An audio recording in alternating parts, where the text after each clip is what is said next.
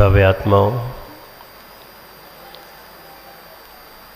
हम ध्यान के संबंध में समझ रहे हैं।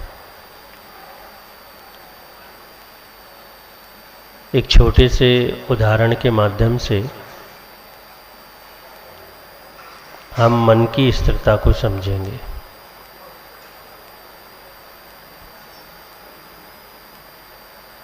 सबने शिवकोटि मुनिराज का नाम सुना होगा।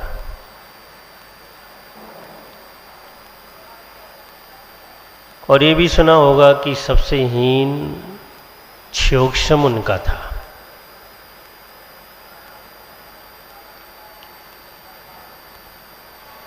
क्षोक्षमहीन जरूर था, एकाग्र होने की क्षमता बहुत थी।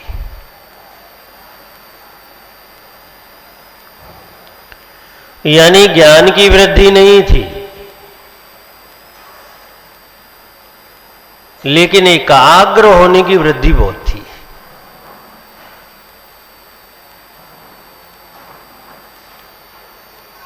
जब वो तुष्मास भिन्नम भूल गए और प्रैक्टिकल देखकर सुनकर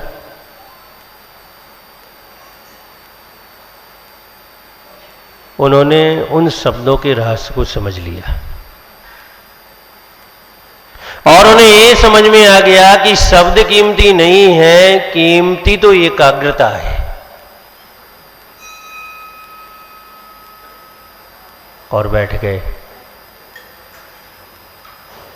कब उठे?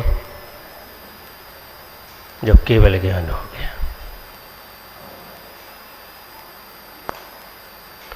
यानी मन की इतनी एकाग्रता बनाई कि उपयोग में इतने स्थिर हो गए कि केवल ज्ञान की ही प्राप्ति हुई सीधी। ज्ञान और ध्यान, हालांकि ज्ञान का ध्यान में बहुत बड़ा रोल है,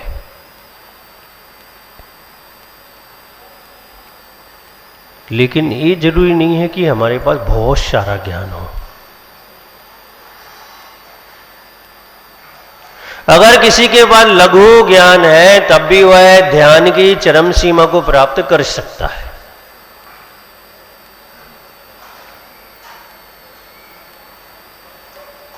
अब आप अपने आप को देख लो। ऐसा कोई क्षण नहीं है कि जिस समय आप ध्यान में लीन ना हो। कोई समय नहीं है। यानी संसार का प्रत्येक जीव प्रति समय किसी न किसी ध्यान में तल्लीन है।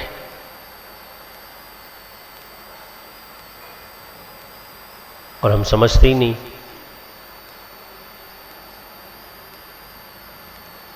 कि अगर हमारा मन खाने पर है तो ये भी तो एक ध्यान है, हमारा मन राग पर है तो ये भी तो एक ध्यान है, हमारा मन द्वेष पर है तो ये भी तो एक ध्यान है। यानी हमारी चेतना के अंदर से जितनी भी एकाग्रता बाहर आती है वो सारी की सारी एकाग्रता ध्यान नाम पाती है।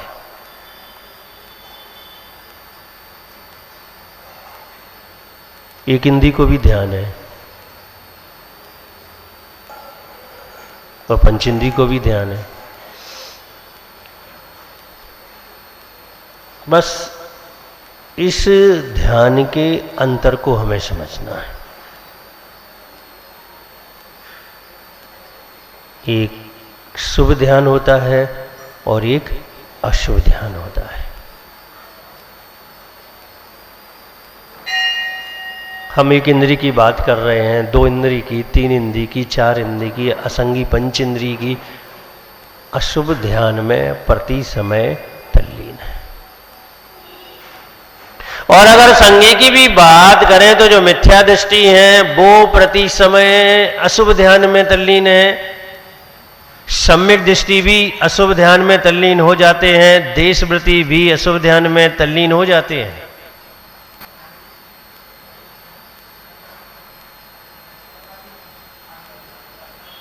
भव्यात्माओं, अशुभ ध्यान के दो भेद किए, आर्त और रौद्र।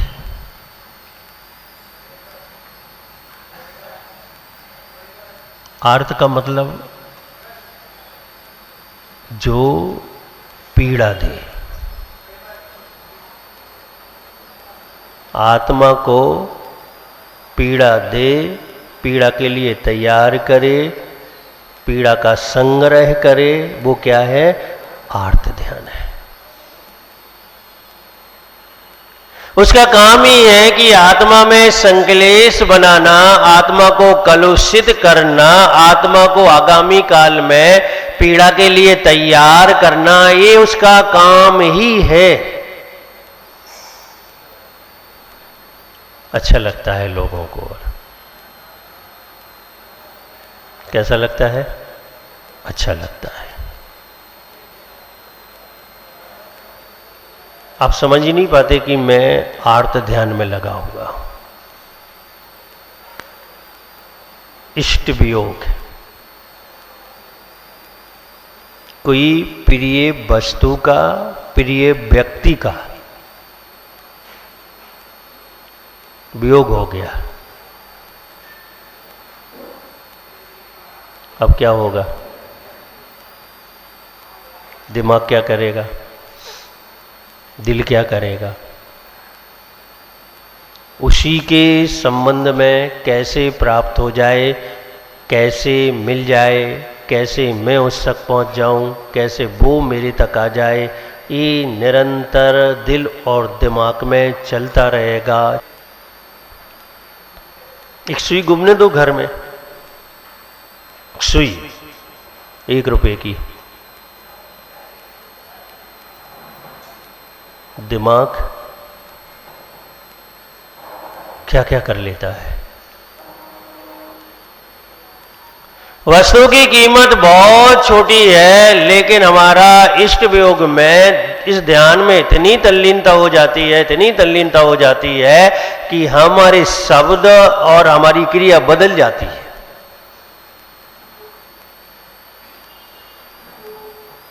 जितना भी इष्ट वियोग है, इसलिए तो जैन दर्शन कहता है किसी वस्तु से, किसी व्यक्ति से आसक्ति मत करो, पहले परस्पर प्रेम मोह दूर ही रहा करे। क्या अर्थ है इस लाइन का?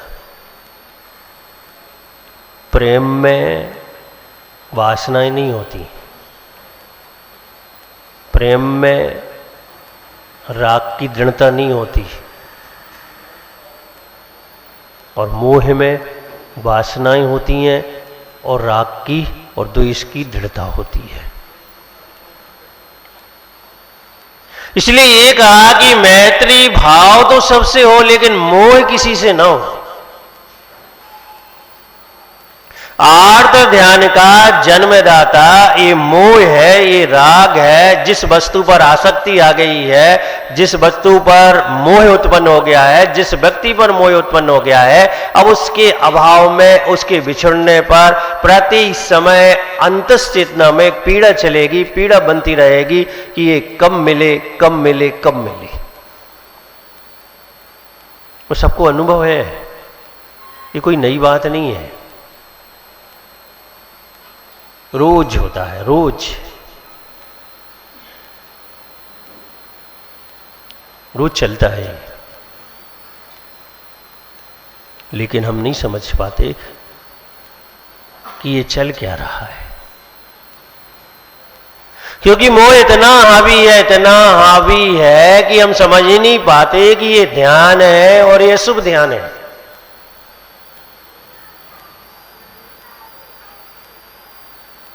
तो ध्यान रखना, पहले ही निश्चित कर लो कि वियोग संयोग है तो वियोग है, भरत चक्रवर्ती से पूछा, अगर तुम्हारे परिवार के किसी भी सदस्य की मृत्यु होगी तो तुम क्या करोगे? तो उसने कहा कि मैं चिंतन करूंगा। और आप होते तो क्या कहते? रोएंगे, चीखेंगे, चिल्लाएंगे। वहां क्या कहा जा रहा है? चिंतन करेंगे।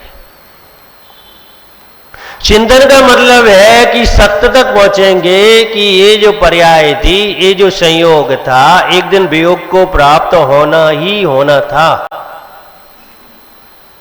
आज होना था कि कल होना था कि और आगे होना था कि आज ही हो गया। अब खेद किस चीज का है? जब हमें पहले से पता है कि ये वस्तु मुझसे अलग होगी, तो खेद किस चीज का है? खेद नहीं है तो धर्म ध्यान है, और खेद है तो अर्थ ध्यान है। ऐसे ऐसे लोग हैं, पागल हो जाते हैं, डिप्रेशन में चले जाते हैं। कोई प्रिय मर गया, खाना पीना छोड़ देते हैं। कोई प्रिय छोड़कर चला गया, पागल हो जाते हैं। कुछ भी करने को तैयार हैं, कुछ भी कर लेते हैं। लेकिन जैन दर्शन कहता है ये आत्मा का अहित करने वाला ध्यान है। और जैन दर्शन ये कहता है कि इस आर्त ध्यान में इष्ट वियोग से दूर रहना चाहिए, चिंतन पहले से करके रखना चाहिए, निश्चय पहले से कर लेना चाहिए कि ये वस्तु आई है, कल मेरे पास होगी भी और नहीं भी होगी। कोई पीड़ा नहीं होगी, कोई दुख नहीं होगा, प्राप्ति के लिए कोई हिंसा का, क्रोध का उपाय नहीं होगा। भावे आत्माओं, और ये निरंतर ध्यान चल रहा है। कहीं मंदिर में ही सही, कोई द्रव्य उठा ले, कोई चौकी ही उठा ले, कोई जिनमानी उठा ले। अब मैंने रखी है, जब तक अलमारी में रखी थी सार्वजनिक थी, और मैंने अलमारी से उठा के अपनी टेबल पर रख ली, तो अब किसकी होगी? मेरी होगी। ये कौन सा हिसाब है? ये तो नहीं बनता। चाहे वो अलमारी में रखी हो, चाहे वो आपकी टेबल पर रखी हो, वो सार्वजनिक ही है। और अगर किसी ने उठाई है तो क्या करेगा जिनवाणी का? पूजा ही तो करेगा, स्वाध्याय ही तो करेगा, स्तोत्र ही तो पढ़ेगा। ये कहां आता समझ में? ये आता है कि मेरी है, मैं लाया हूं, उसे राग हो गया है, उसके वियोग में अब अनिष्ट विचार, कलुषित विचार, संकलेश बन रहे हैं कि कौन उठा के ले गया। कुछ लोग तो इतने मजबूत होते हैं कि जाके वापस ले आते हैं, मैंने रखी थी, तुम कैसे ले आए? अरे भैया, अपने आप को धन्यवाद दो कि मैं लाया था और दूसरा उससे पढ़ रहा है। यह आपका उसके प्रति क्या हो गया? उपकार हो गया। और थोड़ी सी भी सोच बदलती है, ध्यान बदल जाता है। थोड़े से विचार नम्र हो जाते हैं, नम्रता को प्राप्त हो जाते हैं, तुरंत ध्यान बदल जाता है। तो ध्यान रखना, कोई एक जिनवाणी उठाए, उसे जाके दूसरी ओर दे आना कि भैया कम पड़ जाए तो इससे भी पढ़ लो, खुशी से, द्वेष से नहीं, आनंद के साथ। लेकिन खेद मत करो, मन खराब मत करो, क्रोध मत करो, मुंह से अपशब्द मत बोलो, या कुछ भी मत बोलो। क्योंकि अगर आप ऐसा करते हैं तो वहां पर आर्त ध्यान हो जाता है। और जब मंदिर में नहीं बच सकते तो घर में क्या क्या होता है। अच्छा है एकल परिवार है, अब जेठानी नहीं है, देवरानी ही नहीं है, भाई ही नहीं है, चाचा ही नहीं है, वरना कंपटीशन, इष्ट वियोग नाम का अर्थ ध्यान चलता ही रहता है। और एकल परिवारों में भी आपस में ये चीजें होती ही रहती हैं। भावे आत्माओं, हमें नॉर्मल लगती हैं, बहुत छोटी लगती हैं, लेकिन आत्मा को बहुत बहुत हानि पहुंचाती हैं। ये आपके लिए मार्ग से दूर करती हैं, ये आपके लिए धर्म से दूर करती हैं, धर्म ध्यान से दूर करती हैं, बहुत बड़ा नुकसान करके हमारे लिए देती हैं। तो ध्यान रखना, वस्तु पुण्य के उदय से मिली है तो उसका उपयोग तो करो, लेकिन उससे मोह मत करो। संभाल लो उसे, तिजोरी में रख दो उसे, ताले में रख दो उसे, लेकिन उससे राग और आसक्ति मत करो। और अगर ये हुई और जिस दिन वियोग का समय आया, आपके लिए बहुत कष्ट होगा, बहुत कष्ट होगा।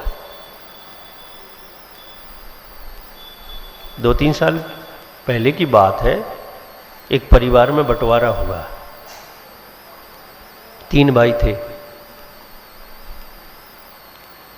बंटवारे के बाद एक डिप्रेशन में चला गया।